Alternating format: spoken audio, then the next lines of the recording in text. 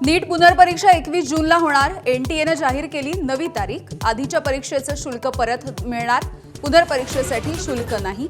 केंद्रीय मंत्री धर्मेंद्र प्रधान यांची घोषणा।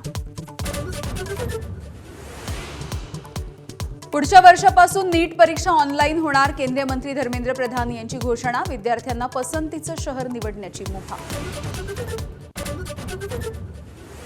नीट पेपर फुटीच्या प्रकरणी मनीषा वाघमारेला सीबीआयकडून अटक। पुण्याच्या वाघोलीमधून आणखी एक जण जाळ्यात। लातूरमध्ये शिक्षकही चौकशीच्या फेऱ्यात, तर एनटीएच्या ऑफिसमध्येच पेपर फुटल्याचा संशय।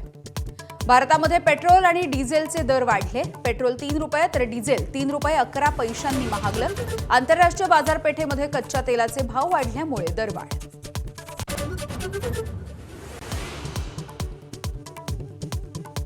देशामध्ये महागाई गेल्या 3.5 वर्षांमधल्या उच्चांकी पातळीवर।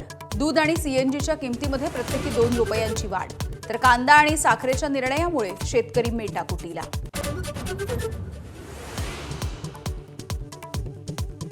इंधनाच्या दरवाढीनंतर काँग्रेसचा पंतप्रधान नरेंद्र मोदींवरती निशाणा।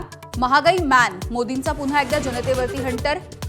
निवडणुका संपल्या, मोदींकडून वसुली सुरू असल्याचा काँग्रेसचा घणाघात। राखीव प्रवर्गामधल्या परीक्षार्थींना खुल्या जागांवरती बंदी। मंत्रिमंडळाच्या निर्णयावरून संतापाची लाट। ओबीसी महासंघ कोर्टात जाणार। मागासवर्गीय मंत्री झोपले होते का? माजी खासदार हरिभाऊ राठोड यांचा सवाल।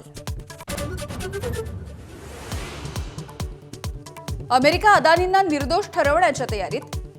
अमेरिकेच्या माध्यम जगतामधून माहिती समोर, तर तडजोड केलेल्या पंतप्रधानांचा व्यापार करार नाही। अदानींच्या सुटकेचा सौदा, राहुल गांधींचा निशाणा।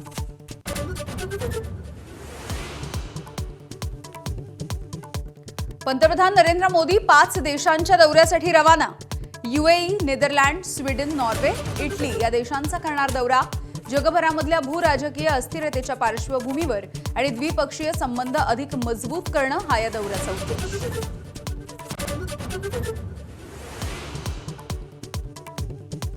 मुंबईकरांवरती पाणी कपातीचं संकट। आजपासून 10% कपात। जलाशयामधला साठाही घटला। काटकसरीनं पाणी वापरण्याचं महानगरपालिकेचं आवाहन।